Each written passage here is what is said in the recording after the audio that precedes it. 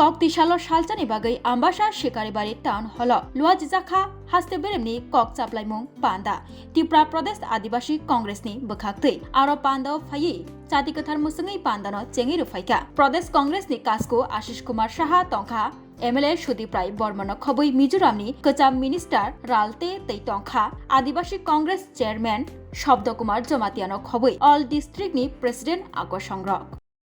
কংগ্রেসের পক্ষ থেকে আপনাদেরকে সমর্থন জানানোর জন্য এবং আগামী দিন যে লড়াইয়ের প্রস্তুতি আপনারা নিতে যাচ্ছেন এই এডিসি নির্বাচন যে নির্বাচন নিয়ে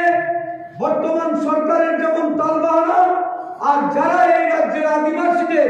দিন দিন ঠকিয়েছে সেই আঞ্চলিক দলগুলি যারা প্রতিনিধিত্ব করার জন্য আপনাদের কাছে গেছে আপনাদের কাছ থেকে মূল্যবান ভোট নিয়ে বিধানসভায় বিরোধী দলের ভূমিকা পালন করার জন্য শপথ গ্রহণ করেছিল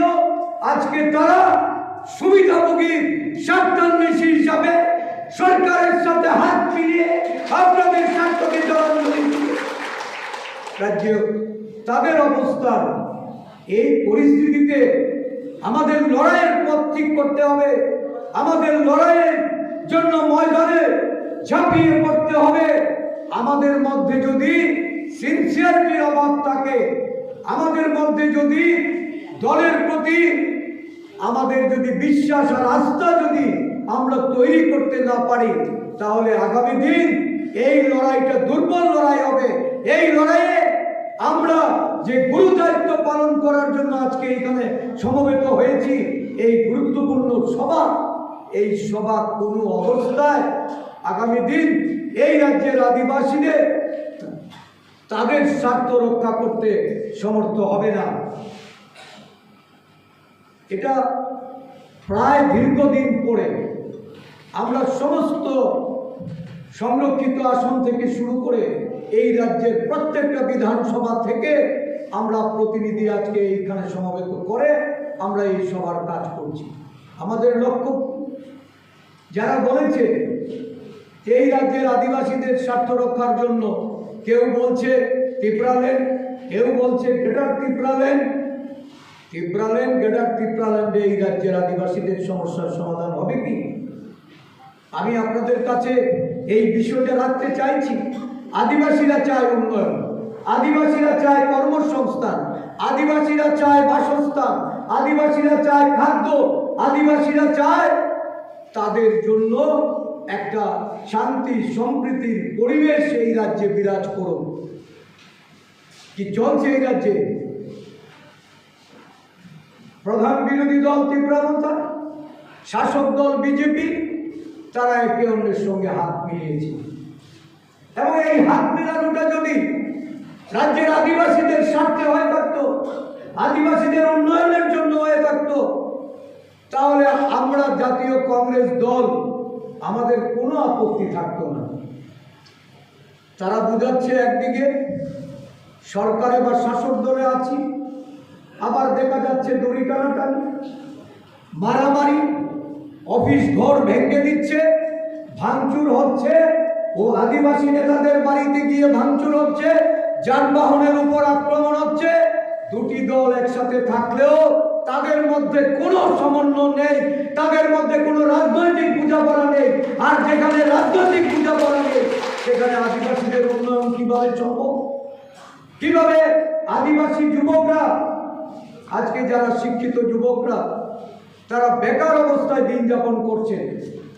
যুবক যুবতীদের মধ্যে হতাশা নেশাগ্রস্ত হয়ে তাদের আজকে পরিবারগুলি বিপন্ন হতাশায় গ্রাস করেছে এই রাজ্যের আদিবাসীদের একটা বড় অংশের যুবক যুবতীকে গতকাল আমরা এই রাজ্যের প্রাক্তন মুখ্যমন্ত্রী সুধীর রঞ্জন মজুমদারের মৃত্যু দিবস পালন করেছি 1988 থেকে 1993 অবধি সুধীর বাবুর মন্ত্রিসভা ছিল এবং সেখানে আমরা এই 5 বছরে আমাদের রাজ্যের দুজন মুখ্যমন্ত্রী তারা দায়িত্ব নিয়ে এই রাজ্যে 37,500-র উপর শিক্ষিত বেকারদের চাকরি প্রদান করেছিলেন। মাত্র 5 বছরে এই চাকরি প্রদান করেছেন, যার মধ্যে একটা সিংহভাগ ছিল ওই আদিবাসী সম্প্রদায়ের যুবক যুবতীদের। তাদেরকে সরকারি চাকরি বা কর্মসংস্থানের মাধ্যমে তাদেরকে নিয়োগ করা হয়েছিল। রাজ্যের মুখ্যমন্ত্রী, বর্তমান মুখ্যমন্ত্রী, উনি স্বীকার করেছেন বিগত 7 বছরে মাত্র 13,000 চাকরি দিয়েছেন, এবং এই 13,000 চাকরির মধ্যে আউটসোর্সিং থেকে শুরু করে ওই বিভিন্ন চুক্তিবদ্ধ যারা কর্মসংস্থানের সঙ্গে নিযুক্তি পেয়েছেন তাদেরকেও সেখানে উনি হিসেবের মধ্যে রেখেছেন। তাহলে কি হলো তাদের প্রতিশ্রুতি? কথা বলে যারা সরকারে এসেছে, আজকে 7 বছর কাটিয়েও 50,000 চাকরি দিতে পারেননি। তাদের আজকে ব্যর্থতা এমন জায়গায় গিয়ে দাঁড়িয়েছে, এখন শিক্ষিত যুবকদের ভাবতে হবে যে কোন সরকার প্রয়োজন, কাকে ক্ষমতায় অধিষ্ঠিত করতে হবে, উপজাতিরা কোন দিশায় চলবে, এটা তাদেরকে ভাবতে হবে। এখানে যুবক বন্ধুরা যারা এসছেন, আরো আপনাদের সংগঠন মজবুত করতে হবে। উপজাতিদের স্বার্থে আপনাদের পথে নামতে হবে, বিভ্রান্ত হলে চলবে না। যারা বলেছিল যে কনস্টিটিউশন সলিউশন, যারা বলেছিল ওই চুক্তির মাধ্যমে পেয়ে গেছি, আজকে কিন্তু শাসক দলের হাত ধরে শুধু সুখ ভোগ করা, ভোগ বিলাসের প্রতি নিজেদেরকে সঁপে দেওয়া, আর কিছু অর্থনৈতিক লাভালাভ, এই রাজ্যের উপজাতি সম্প্রদায়ের স্বার্থকে জলাঞ্জলি দেওয়া। এই পরিস্থিতিতে যুবক বন্ধুদের আমি তাদের কাছে আহ্বান রাখবো, একটা জবাব দিতে হবে। এই জবাবের জন্য প্রস্তুত হতে হবে, আর প্রস্তুত হওয়ার জন্যই আমরা এখানে এসেছি, সমবেত হয়েছি। সামনে আমাদের ভিলেজ কাউন্সিল নির্বাচন, দড়ি টানাটানি চলছে, একদিকে কোলাকুলি আর একদিকে ডান্ডাবাজি। ভিলেজ কাউন্সিল নির্বাচন করাতে চায় না, আর আমরা বারংবার বলছি ত্রিস্তরীয় ভিলেজ কাউন্সিলের ব্যবস্থা করে অধিক অর্থ যেন আদিবাসীদের উন্নয়নে তাদের কাছে তুলে দেওয়া যায়, যেটা গ্রাম পঞ্চায়েতের নির্বাচনে আমরা দেখেছি যে জেলা পরিষদ, পঞ্চায়েত সমিতি এবং গ্রাম পঞ্চায়েত, কেন ভিলেজ এরিয়াতে আজকে ত্রিস্তরীয় পঞ্চায়েত ব্যবস্থা চালু হবে না? 125তম সংশোধনীর মাধ্যমে ডক্টর মনমোহন সিং যে ব্যবস্থাপনা ভারতবর্ষের 4টি রাজ্যের যে সমস্ত ষষ্ঠ তফসিলভুক্ত এলাকা, সেই এলাকাগুলির মধ্যে তারা এই 125তম সংশোধনীতে আরও বেশি ক্ষমতা অর্পণ করার জন্য যে প্রস্তাব উনি এনেছিলেন, 10 বছর কেন্দ্রে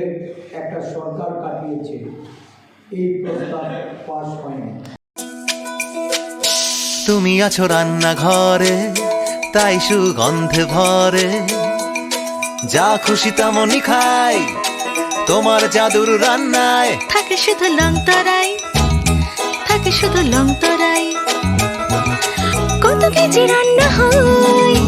মন তাই করছো জয়, ভালোবেসে বলছি তাই,